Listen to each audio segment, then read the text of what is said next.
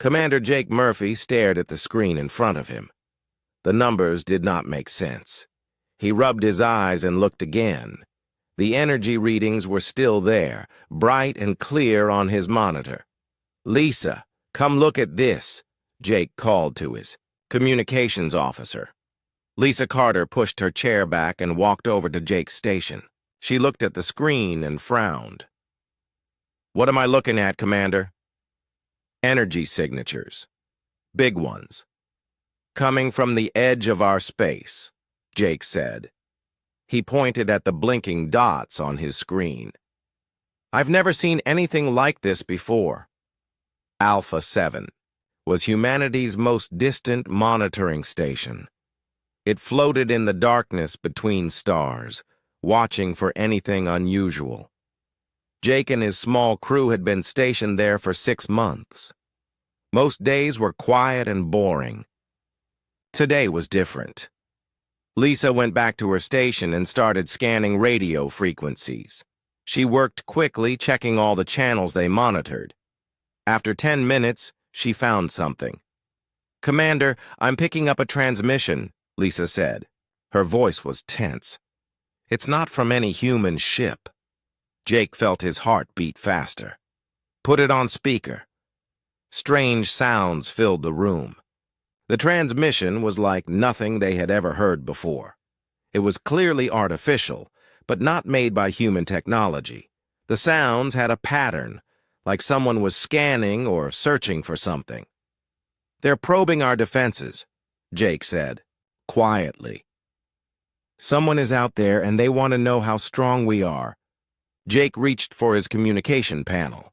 He needed to contact Captain Ryan Blake immediately. Ryan's patrol vessel was the closest human ship to their position. "Captain Blake, this is Alpha 7. We have a situation," Jake said into his microphone. Ryan's voice crackled through the speakers. "Go ahead, Alpha 7. What's happening?" Unknown energy signatures detected at grid reference 7 Alpha 9. "We're also receiving alien transmissions. You need to investigate immediately." There was silence for a moment. Then Ryan spoke again. "Understood. We're changing course now. ETA 20 minutes. Jake turned to Lisa. "Send an emergency message to Earth Command. Tell them we may have first contact." Lisa's fingers moved quickly over her keyboard. The message would take several hours to reach Earth, even using their fastest communication systems. Jake hoped they would have answers by then. 20 minutes later, Captain Blake's ship appeared on their sensors. Jake watched as the patrol vessel moved toward the unknown energy signatures.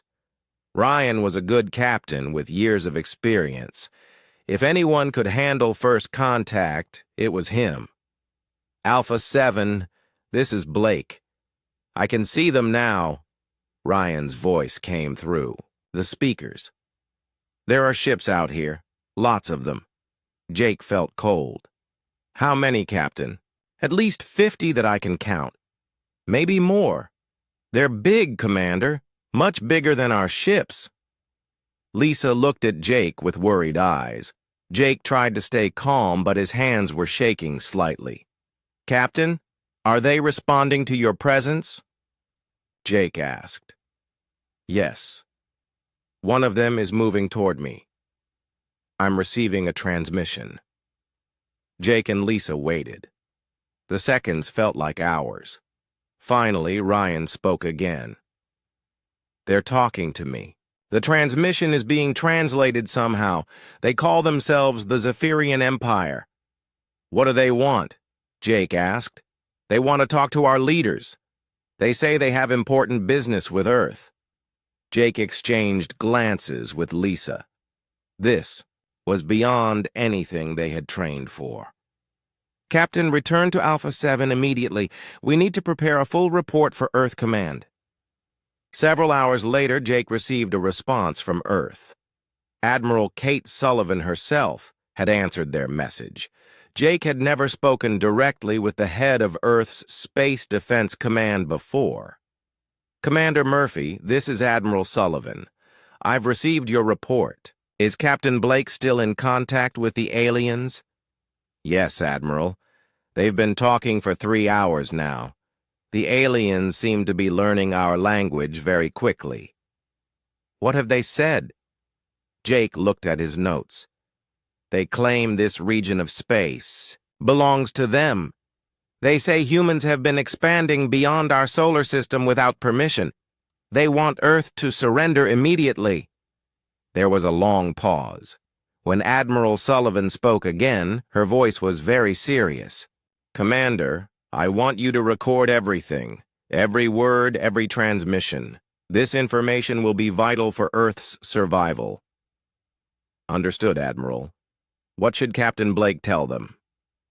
Tell him to listen only. Do not make any promises or agreements. We need time to prepare. Jake relayed the message to Captain Blake. The captain had been talking with the alien commander for hours. The aliens seemed friendly enough, but their demands were clear. They wanted Earth to surrender without a fight. They're giving us 72 hours, Captain Blake reported. If Earth doesn't surrender by then, they say they will take our planet by force. Jake felt sick. 72 hours to save all of humanity, it seemed impossible. Captain, ask them how many ships they have, Jake said. A few minutes later, Blake answered. They say they have 10,000 warships. The commander seems proud of that number. He's laughing about how easy this will be. 10,000 ships.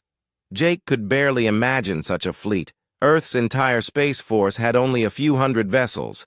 How could they possibly fight against such overwhelming odds? Commander. Murphy! Admiral Sullivan's voice came through the speakers again. I'm ordering you and Captain Blake to return to Earth immediately. We need every piece of information you've gathered. What about the aliens, Admiral? They'll wait. They think they've already won. Jake began shutting down Alpha 7 systems. As he worked, he thought about his family back on Earth. His wife and 2 children lived in New York. They had no idea that alien warships were gathering at the edge of human space. They had no idea that Earth had only 3 days left as a free world. Lisa finished copying all their recordings onto secure storage devices. Ready to go, Commander. Jake took one last look at the monitoring station that had been his home for 6 months. When he returned, everything might be different. The aliens might have conquered Earth. Humanity might be slaves to the Zephyrian Empire. But as Jake prepared to leave, something in Admiral Sullivan's voice gave him hope. She had sounded worried, but not defeated. Maybe Earth had secrets that the aliens didn't know about. Maybe humanity was stronger than it appeared. Jake could only hope that Earth's leaders knew something that he didn't. Because if they didn't, humanity's first contact with aliens would also be their last day of freedom. Emperor Vextar stood on the bridge of his massive flagship. Around him, thousands of Zephyrian warships floated in perfect formation. Each ship was 10 times larger than anything the humans possessed. The Emperor smiled as he thought about how easy this conquest would be. Open a transmission to all human worlds, Vextar commanded. It is time to show these primitives the power of the Zephyrian Empire. The transmission began broadcasting across human space. Every television, radio, and communication device on Earth received the signal. In homes, offices, and schools, humans stopped what they were doing to listen. People of Earth, the Emperor's voice boomed through speakers around the world. I am Emperor Vextar of the Zephyrian Empire. Your species has violated our territory by expanding beyond your solar system. This crime cannot be forgiven. On Earth, news reporter Tony Garcia was in his studio preparing for the evening broadcast when the alien message interrupted all programming. Tony's hands shook as he realized he was witnessing the most important moment in human history. You're primitive. Technology is no match for our mighty fleet, the Emperor continued. We possess 10,000 warships, each one capable of destroying your largest cities. Your military forces are weak and pathetic compared to our power. President Helen Rodriguez was in the White House Situation Room when the broadcast began. Around the table sat the most important leaders from every nation on Earth.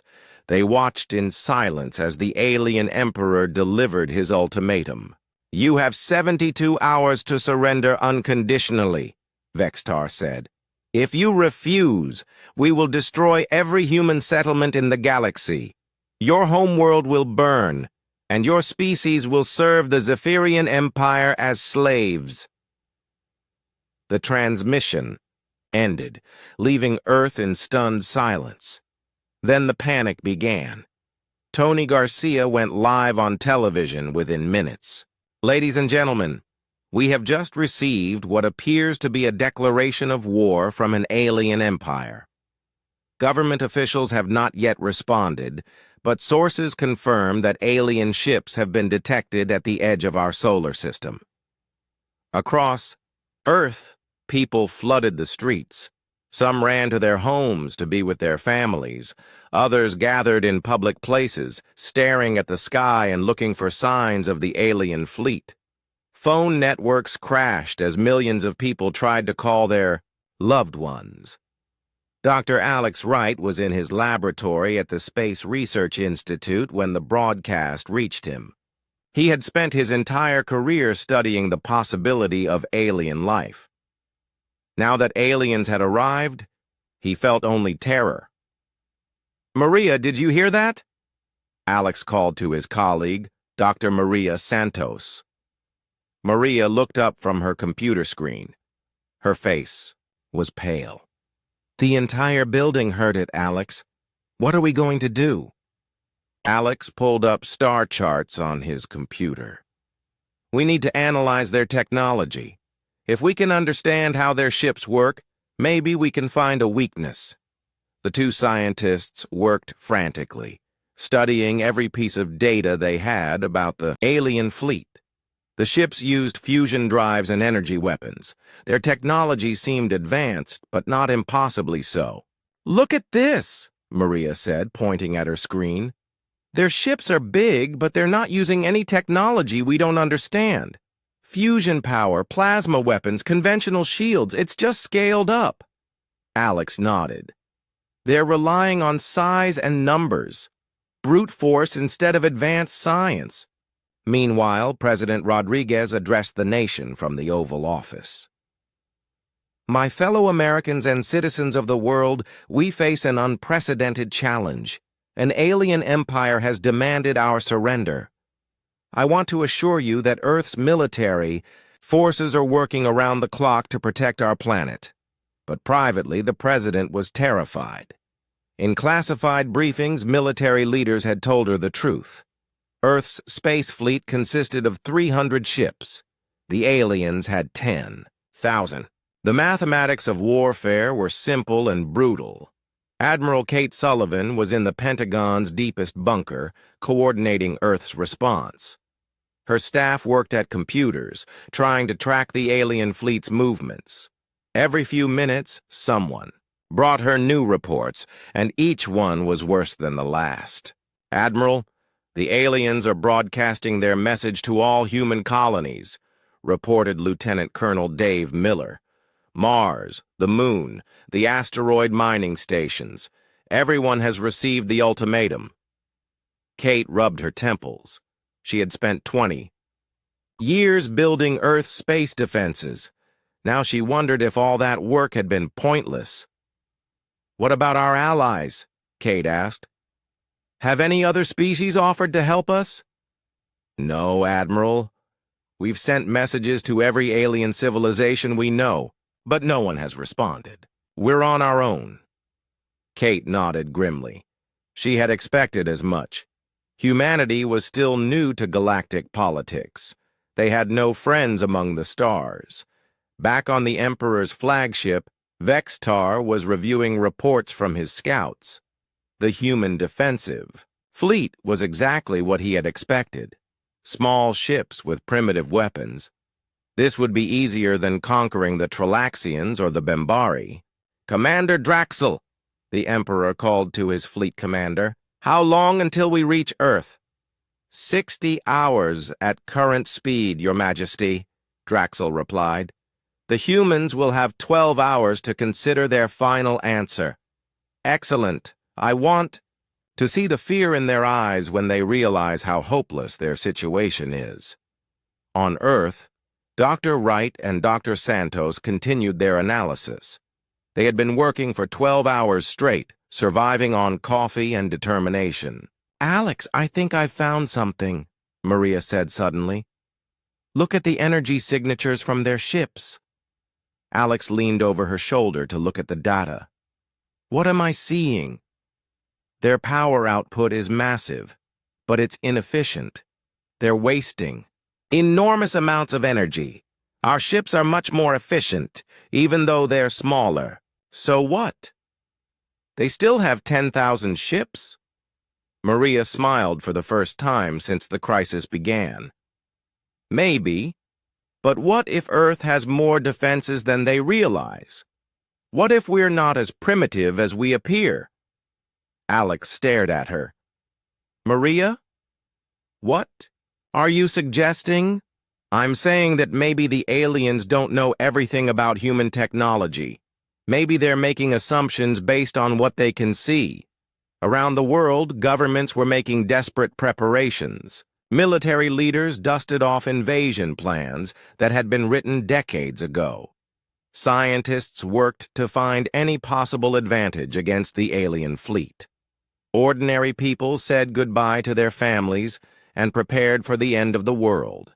But in the deepest, most secret facilities on Earth, other preparations were taking place. People with the highest security clearances were activating systems that had been hidden for years. Projects that officially didn't exist were coming online.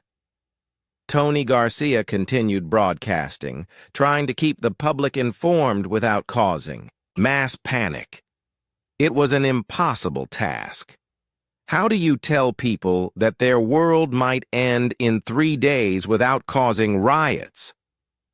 Government sources continue to insist that Earth has defensive capabilities, Tony reported. However, no details have been released about what those capabilities might be. As the second day of the crisis began, the alien fleet drew closer to Earth. Their ships were now visible through telescopes, appearing as bright dots moving against the stars. Children pointed at them from schoolyard playgrounds. Adults watched. Them from office windows, Emperor Vextar was pleased with the humans' response. Their leaders had sent diplomatic messages begging for mercy. Their military commanders had offered to discuss terms of surrender. Everything was proceeding exactly as planned. The Emperor had conquered 14 species in his lifetime. Each conquest had followed the same pattern: show overwhelming force, demand surrender, then occupy the defeated worlds. The humans would be no different, or so he believed. Admiral Kate Sullivan walked through corridors that officially did not exist. Deep beneath the Colorado mountains, hidden from satellites and sensors, lay the most classified facility in human history. Only 12 people on Earth knew about Project Prometheus. Today, that secret would finally be revealed. "Colonel Parker, begin activation sequence," Kate said into her communicator. Colonel Steve Parker stood in a control room filled with screens and blinking lights. Around him, technicians worked at stations that controlled systems spread across the entire solar system. Steve had been waiting for this day for 15 years. "Understood, Admiral. Beginning Sol Defense Grid activation," Steve replied. For decades, humanity had been preparing for this moment. While the public knew about Earth's small space fleet, they had no idea about the real defenses that protected their world. The Sol Defense Grid was humanity's greatest secret and their most powerful weapon. Dr. Carlos Rivera checked his instruments one final time. As the lead engineer of Project Prometheus, He had designed every component of the defense system. His life's work was about to be tested against a real enemy. Amy, Danny, are all stations reporting ready? Carlos asked his senior technicians. Amy Foster looked up from her console. All installations are responding, Doctor. The quantum generators are charging normally. Danny King nodded from his station. Stealth systems are functioning perfectly. The aliens still can't detect us. Carlos smiled. The aliens thought they were facing a primitive species with simple technology. They had no idea that humanity had solved problems that had puzzled scientists for centuries. Faster-than-light communication, quantum manipulation, matter transportation, technologies that made the alien ships look like ancient relics. The story began 30 years ago when human scientists first discovered how to manipulate quantum fields. The breakthrough came from studying subatomic particles in deep space laboratories. Within 5 years, they had developed weapons that could destroy matter at the molecular level. The project was classified at the highest levels. While humanity's public space program built conventional ships and weapons, secret facilities developed technology that seemed like magic.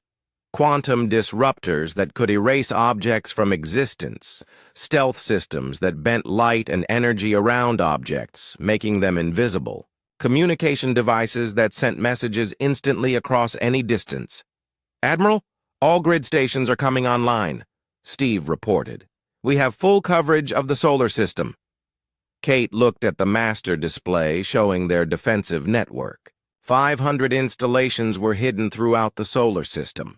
Some were built into asteroids. Others floated invisibly in deep space. Each one was equipped with quantum disruptor arrays capable of destroying entire fleets. The aliens had no idea they were flying into the most sophisticated trap ever constructed. How long until the installations are fully charged? Kate asked. 4 hours, Admiral. The quantum generators need time to reach full power. Kate nodded. They would be ready long before the alien fleet arrived. Amy Foster monitored the charging process carefully. The quantum generators were the most complex machines ever built by humans. Each one could manipulate the fundamental forces that held matter together. When fired, they didn't destroy targets. They simply made them stop existing. Dr. Rivera, the quantum field is stabilizing beautifully, Amy reported. All systems are operating within normal parameters. Carlos felt pride in his team's work. They had spent years perfecting the technology that would save Earth. Every calculation had been checked and rechecked. Every component had been tested thousands of times. Danny King watched his stealth monitors with satisfaction. The aliens are still flying blind. Their sensors can't penetrate our cloaking fields at all. The stealth technology was almost as impressive as the weapons. By manipulating quantum fields around the installations, they could bend electromagnetic radiation in any direction. To alien sensors, the defensive platforms simply didn't exist. Colonel Parker, what's the status of our decoy fleet? Kate asked. Steve checked another set of displays. Captain Wells reports all ships are in position. The aliens believe they're looking at Earth's entire space force. Captain Nina Wells commanded humanity's conventional fleet. 200 ships that the aliens could easily detect and count. The aliens thought these ships represented Earth's total military strength. They had no idea that the real defenses were completely invisible. Admiral, the alien fleet has entered the outer system, reported Communications Officer Brad Johnson. They're transmitting victory messages to their homeworlds. Kate allowed herself a small smile. The aliens were so confident that they were already celebrating. They thought Earth's surrender was inevitable. In a few hours, they would learn how wrong they were. Emperor Vextar reviewed the tactical situation from his flagship.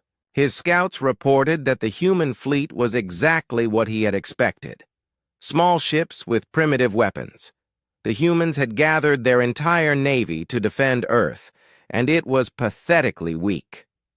Commander Draxel, prepare the fleet for final approach, the Emperor commanded. We will destroy their ships first, then demand Earth's surrender. Draxel smiled. It will be a pleasure, Your Majesty. Their weapons cannot even penetrate our shields. The alien fleet moved confidently through the outer solar system. Their sensors detected the human ships waiting near Earth, but nothing else. As far as they knew, humanity had no other defenses. Back in the hidden control room, Steve Parker coordinated the final preparations. All stations report ready for combat. Quantum disruptors are at full charge. Carlos Rivera made his final checks. 30 years of work had led to this moment. All weapon systems are functioning perfectly. We can fire on your command. Kate Sullivan looked around the control room. These people had dedicated their lives to protecting Earth. They had worked in secret, unknown, and unrecognized by the world they served. Today, their sacrifice would save billions of lives. Admiral, incoming transmission from the alien fleet, Brad Johnson announced. They're demanding our immediate surrender. Kate picked up the microphone. This would be the last communication between Earth and the Zephyrian Empire. This is Admiral Sullivan of Earth Defense Command. We have received your demands and reject them completely. Earth will never surrender to invaders. There was a pause. Then Emperor Vextar's voice came through the speakers. Your defiance is foolish, Admiral. We will destroy your pitiful fleet and burn your world. You cannot stop the might of the Zephyrian Empire. We shall see, Kate replied calmly. The transmission ended. Kate turned to her staff. Gentlemen, ladies, today we save humanity. All stations, prepare for immediate activation. Around the solar system, 500 hidden installations completed their final preparations. Quantum generators hummed with deadly energy. Targeting computers locked onto alien ships. Weapon systems that could destroy matter itself waited for the order to fire. The B. Aliens continued their advance, completely unaware that they were surrounded by weapons beyond their understanding. They had conquered 14 species using overwhelming numbers and brute force. They expected Earth to fall just as easily. But Earth was not like the other worlds they had conquered. Humanity had spent 30 years preparing for this day. They had developed technology that the aliens couldn't even imagine, and now, that technology was about to be unleashed. Amy Foster watched her displays with quiet satisfaction. All systems ready, Admiral. The grid is fully operational. Kate Sullivan looked at the tactical display one last time. The alien fleet was moving directly into their trap. In a few minutes, the most powerful armada in galactic history would simply cease to exist. Very well, Kate said quietly. Let's show them what humanity is really capable of. The Zephyrian armada dropped out of hyperspace like a storm of metal and death. 10,000 warships materialized at the edge of Earth's solar system, their massive hulls gleaming in the distant light of the sun. Each vessel was a monument to the Empire's power, bristling with weapons that had destroyed countless worlds. Fleet Commander Draxel stood on the bridge of his flagship, the Eternal Conquest. Through the massive viewing windows, he could see the endless rows of ships that followed his command. It was the largest fleet ever assembled by the Zephyrian Empire, and it was about to claim another victory. Your Majesty, all ships have successfully entered the target system, Draxel reported to Emperor Vextar. The human homeworld lies before us, defenseless and weak. Emperor Vextar nodded with satisfaction. He had conquered 14 species in his lifetime, and each victory had been easier than the last. The humans would be no different. Their primitive technology could never stand against the might of the Empire. "How long until we reach their planet?" the Emperor asked. 6 hours at current speed, Your Majesty. Our scouts report that the human fleet is gathering near their homeworld. They appear to be preparing for a final battle. The Emperor laughed. A final battle? With what? Our smallest destroyers are larger than their biggest ships. This will not be a battle. It will be an execution. Captain Nina Wells watched the alien fleet approach on her command screen. Her 200 ships were arranged in defensive formation around Earth, looking brave and determined. But Nina knew the truth. Her conventional fleet was just for show. The real defenses were invisible, waiting for the perfect moment to strike. "All ships, maintain formation," Nina ordered through her communicator. "Remember, we need to look like we're Earth's only hope. The aliens must believe we're all humanity. Her captains acknowledged the order. Each one knew they were part of an elaborate deception. Their ships were equipped with the best conventional weapons Earth could build, but against 10,000 alien warships, they wouldn't last 5 minutes in a real fight. Communications Officer Brad Johnson monitored alien transmissions from his station on Earth. The enemy was broadcasting their approach to worlds throughout the galaxy.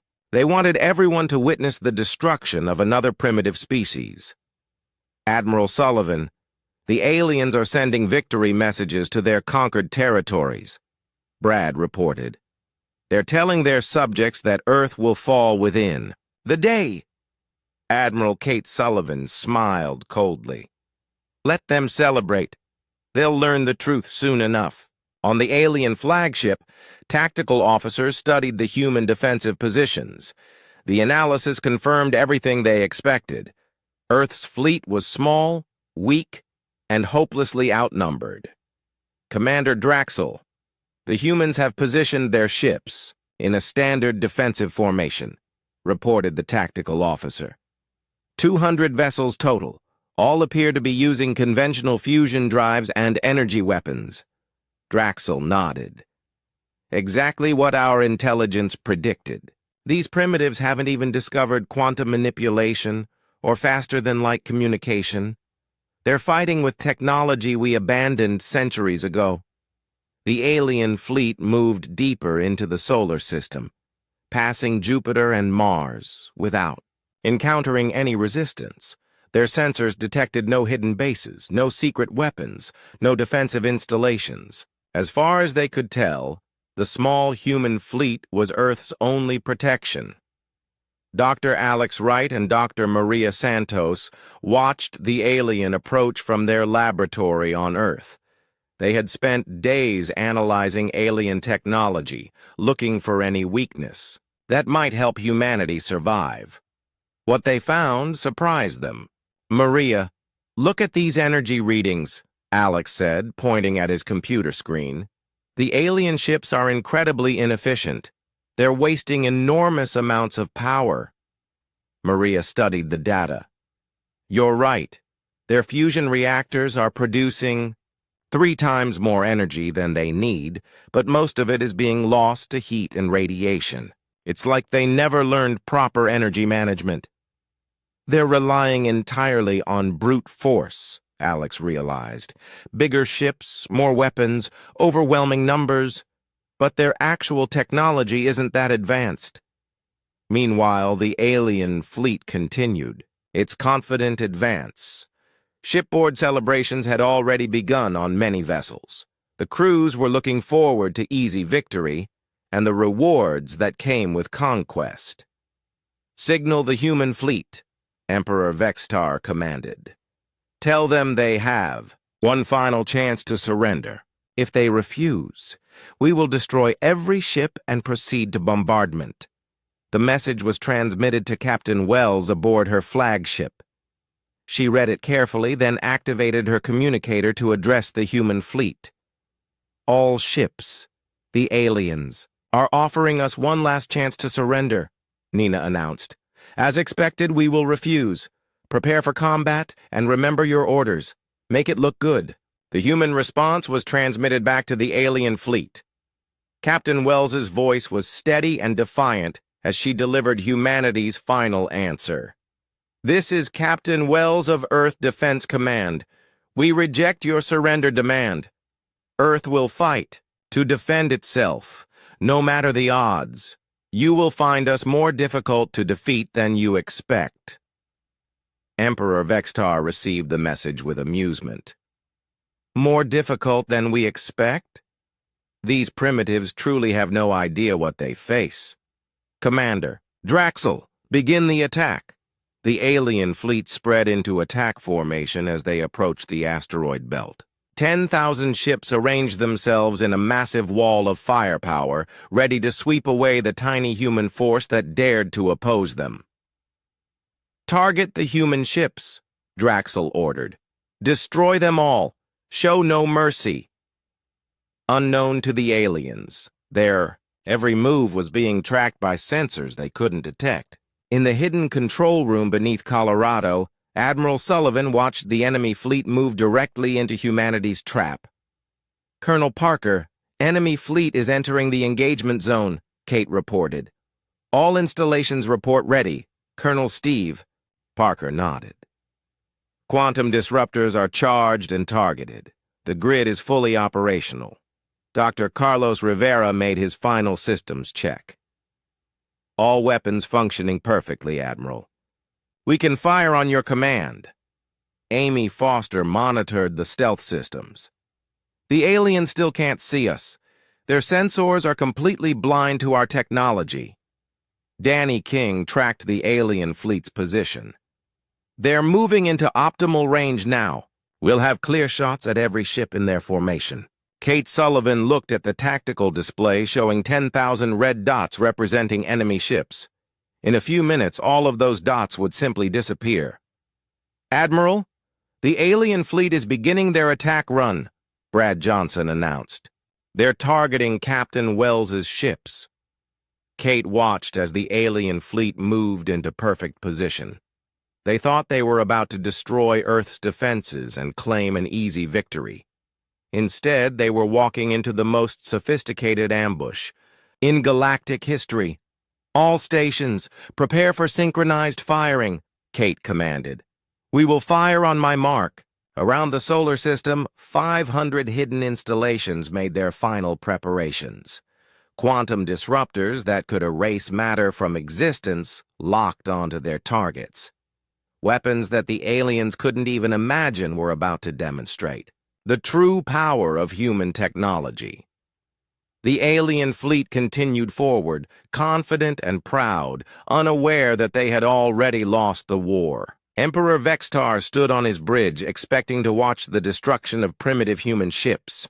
Instead, he was about to witness the complete annihilation of his entire armada. Target acquired on all enemy vessels, reported the targeting officer. Kate. Sullivan took a deep breath. 30 years of preparation had led to this moment. Fire! The moment Admiral Sullivan gave the order, the Sol defense grid activated with deadly precision. Around the solar system, 500 hidden installations revealed themselves as their quantum disruptor arrays powered up. The space that had seemed empty suddenly blazed with energy signatures that the alien sensors had never detected. Major Tom Davis coordinated the synchronized activation from his command post on Ceres Station. His fingers moved quickly over the control panel as weapons that had been hidden for decades came online all at once. All installations reporting ready, Tom announced. Quantum disruptors are charged to full power. We have target locks on every enemy vessel. The alien fleet suddenly found themselves surrounded by weapons they couldn't understand. Where empty space had existed moments before, massive defensive platforms materialized out of nothing. The stealth technology that had hidden them was so advanced that the aliens had no idea such things were possible. "What is this?" Fleet Commander Draxel shouted as his sensors began detecting energy signatures throughout the solar system. "Where did these installations come from?" Emperor Vextar stared at the tactical display in shock. Hundreds of defensive platforms had appeared from nowhere, surrounding his fleet completely. Each platform was generating energy readings that exceeded anything in the Zephyrian database. "This is impossible," the Emperor whispered. "How can primitives possess such technology?" Lieutenant Sarah Kim tracked the alien fleet's position from her station at Luna Base. Every alien ship was now within range of multiple quantum disruptors. The trap had been perfectly executed. "Admiral, all targets are locked," Sarah reported. "The alien fleet is completely surrounded. They have no escape routes." In the hidden control room, Dr. Carlos Rivera watched his instruments with satisfaction. The quantum generators were functioning exactly as designed. 30 years of theoretical work was about to become devastating reality. "All weapon systems are stable," Carlos announced. "Quantum field manipulation is optimal. We're ready to fire." Engineer Pete Morgan monitored the power distribution across the entire grid. The amount of energy being channeled through the network was enormous, but the systems were handling it perfectly. "Power levels are steady across all installations," Pete reported. "We have full operational capacity." On the alien flagship, panic was beginning to spread. The tactical officers were struggling to understand what they were seeing. Their computers had no explanation for the technology they were detecting. "Commander Draxel, our sensors cannot identify the weapon systems," the tactical officer reported, with fear in his voice. "The energy signatures don't match anything in our database." Draxel tried to maintain his composure, but sweat was forming on his forehead. In 40 years of military service, he had never encountered anything like this. "Contact the human fleet," Draxel ordered. "Demand an explanation for these installations." The message was transmitted to Captain Nina Wells, who smiled as she read it. The aliens were finally beginning to understand that they had made a terrible mistake. "This is Captain Wells," Nina replied to the alien transmission. "You demanded to see Earth's defenses. Now you're seeing them. I suggest you consider surrender."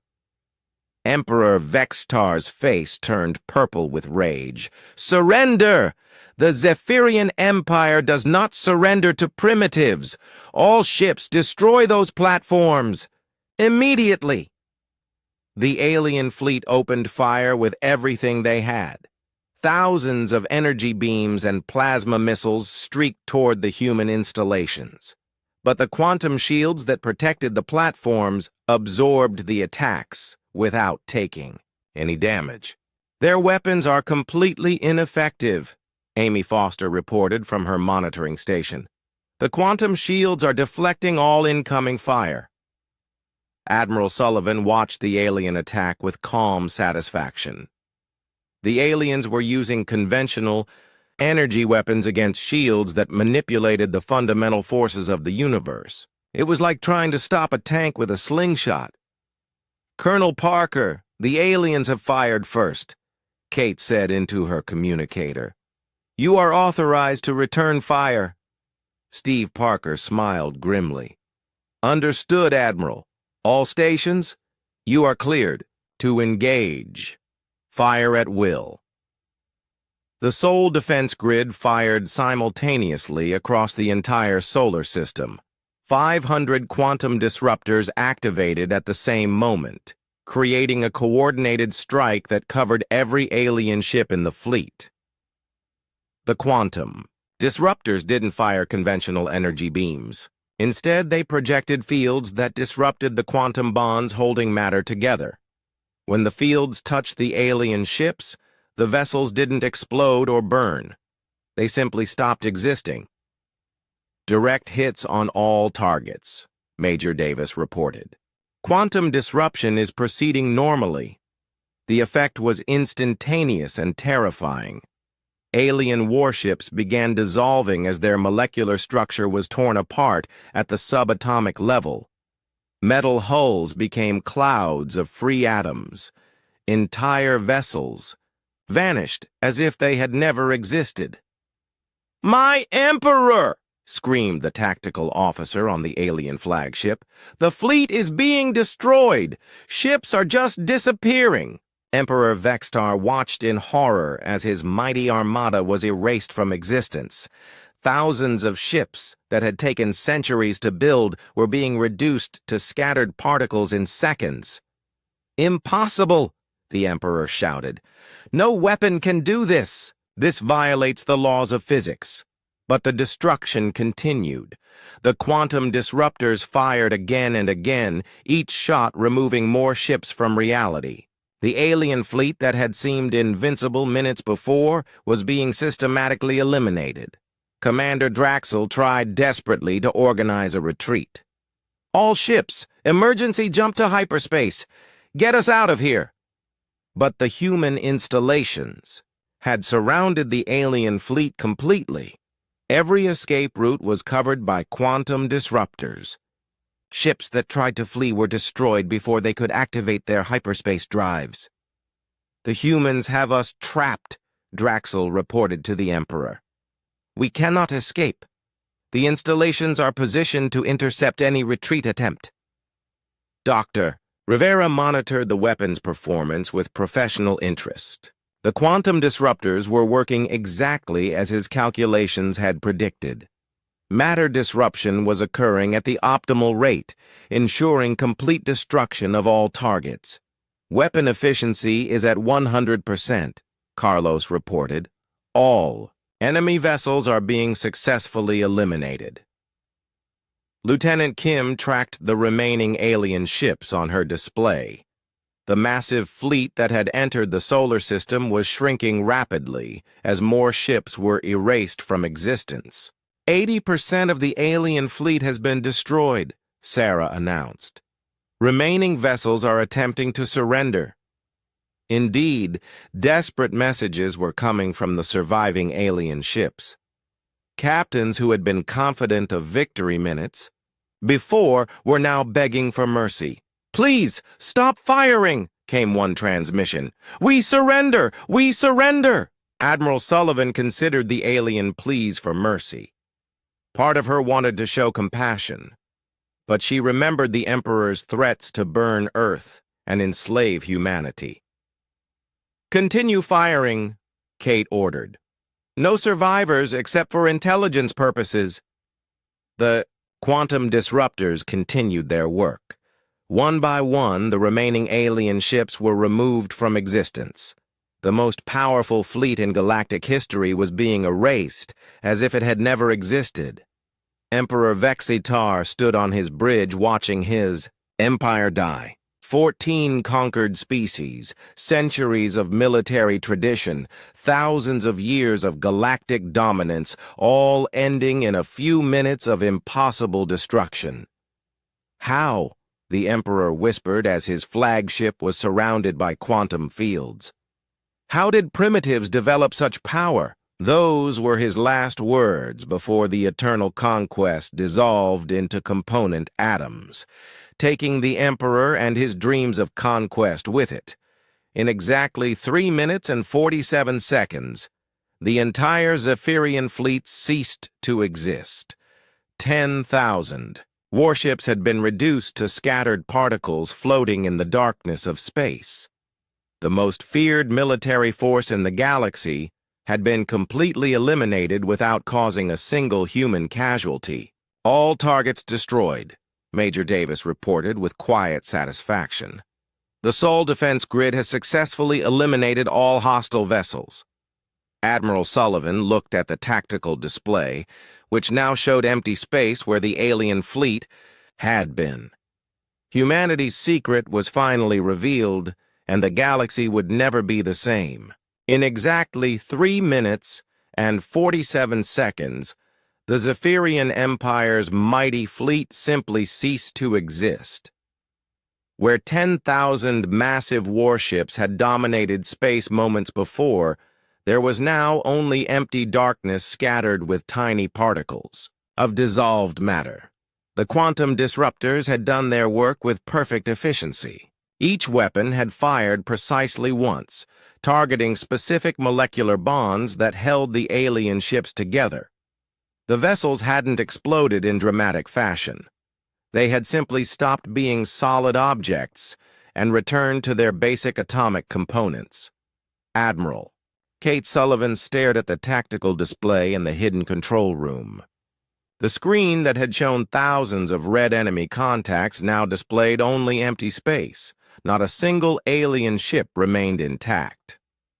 "All targets eliminated," reported Colonel Steve Parker. The Sol defense grid performed exactly as designed. Total. Enemy casualties, 10,000 ships. Human casualties, 0. Kate felt a mixture of satisfaction and sadness. The threat to Earth was over, but the complete destruction of an entire fleet still weighed on her conscience. She had saved humanity, but at the cost of millions of alien lives. "Any survivors?" Kate asked.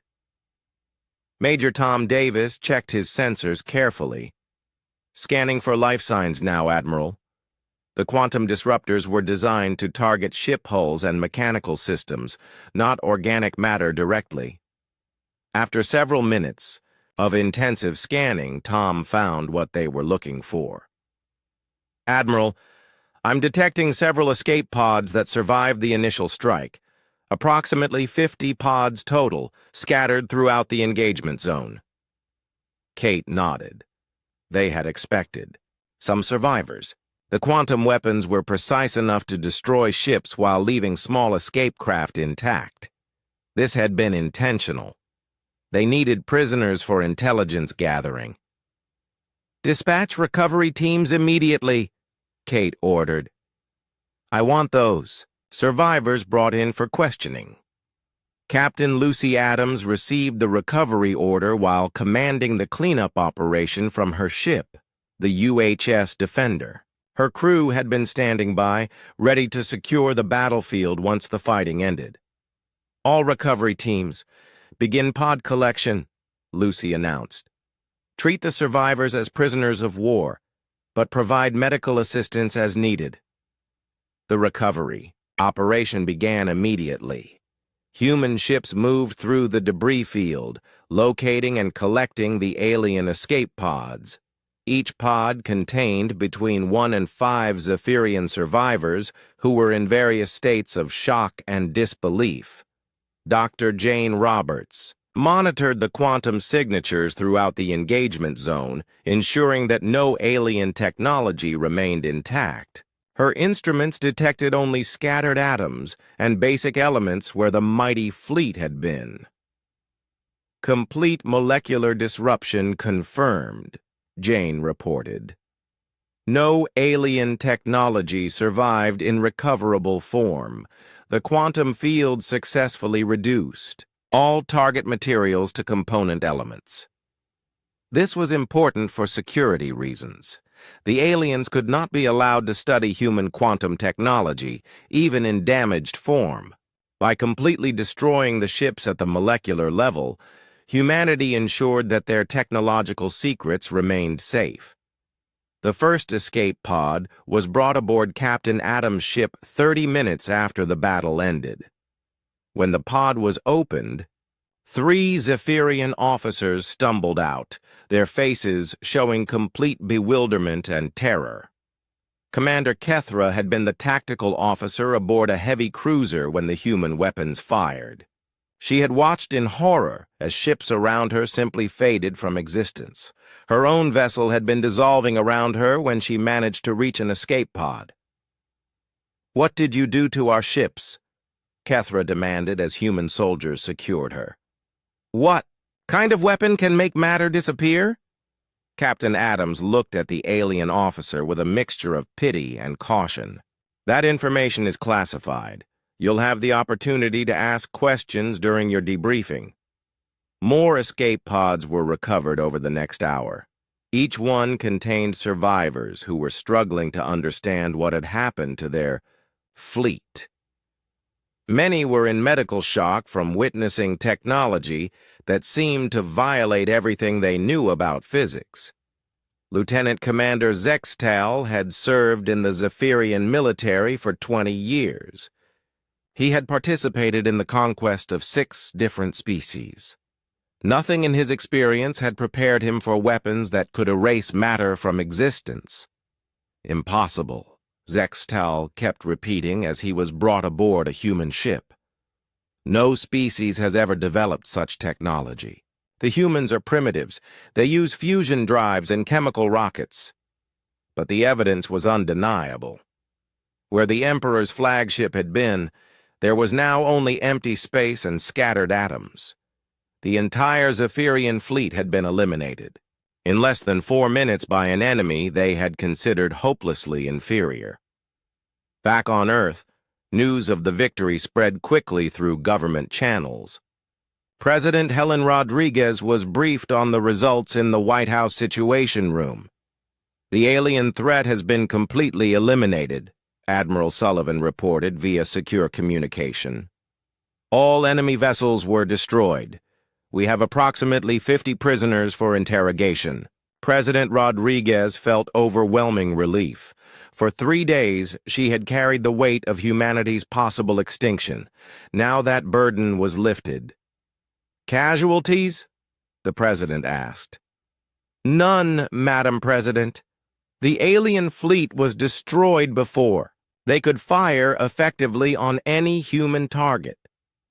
The president sat back in her chair, hardly believing what she was hearing.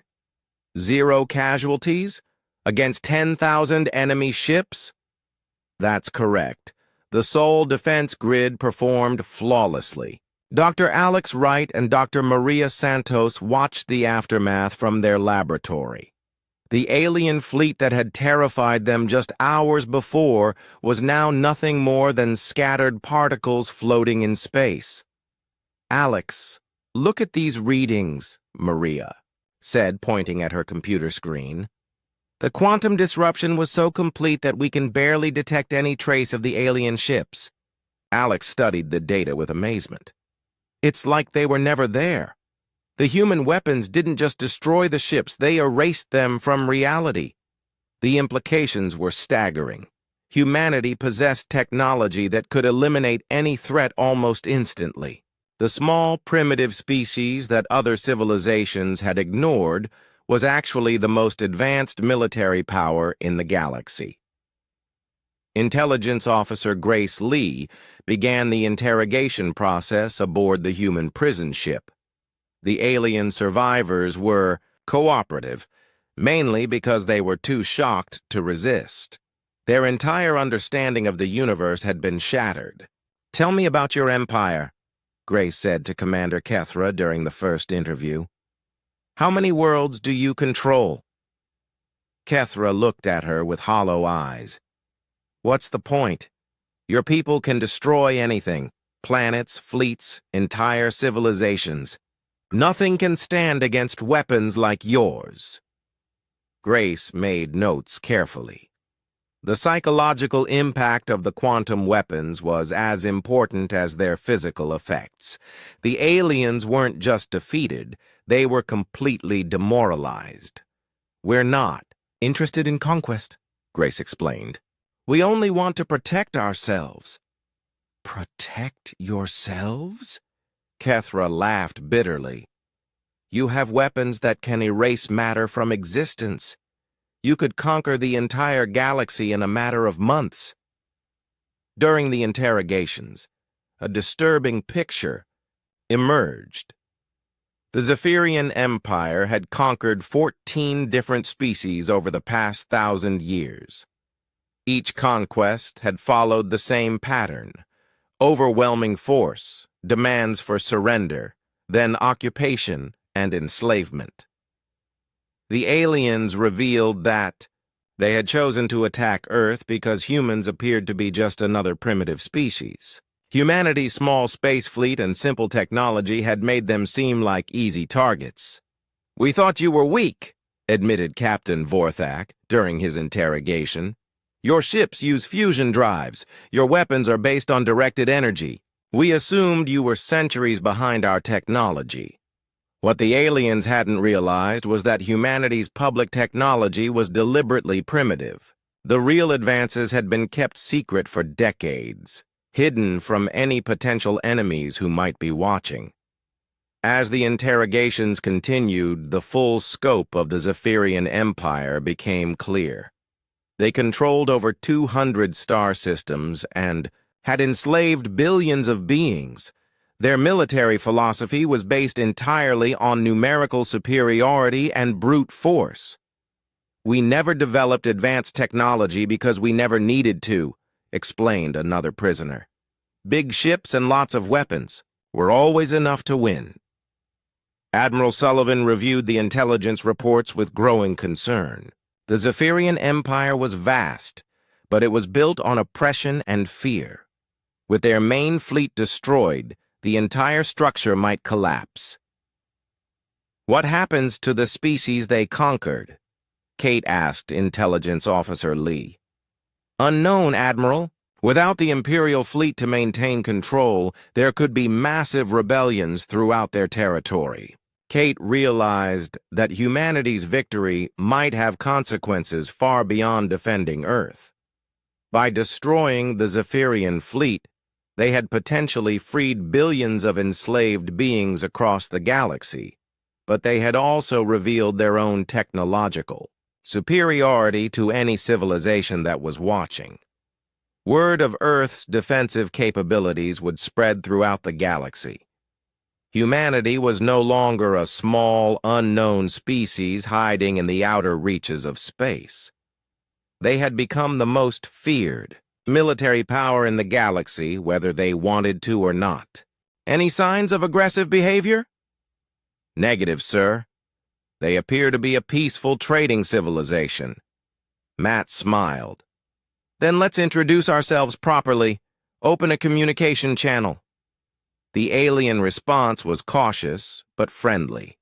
Like most species, they had heard rumors about the mysterious humans who had destroyed the Zephyrian Empire in minutes. They were relieved to discover that Earth's representatives came in peace. "We are explorers and protectors," Matt explained to the alien leaders. "Earth offers friendship to all peaceful species and protection to those who cannot defend themselves."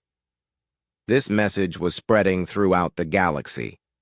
The species that had hidden in the shadows during Zephyrian rule were emerging to rebuild galactic civilization. Trade routes that had been controlled by the Empire were now open to all species. Back on Earth, Admiral Sullivan received daily reports of improvements throughout the former Empire. Crime rates were dropping as former subjects established law enforcement. Economic production was increasing as worlds specialized in goods they were naturally suited to produce. "Admiral, the Keltorian Assembly has requested help defending against pirates," reported her aide, Major Sandra Williams. "Several worlds in their sector are being raided by criminal organizations." Kate nodded. "Dispatch the UHS Guardian to assist them. Make it clear that we're helping them defend themselves, not conquering their territory."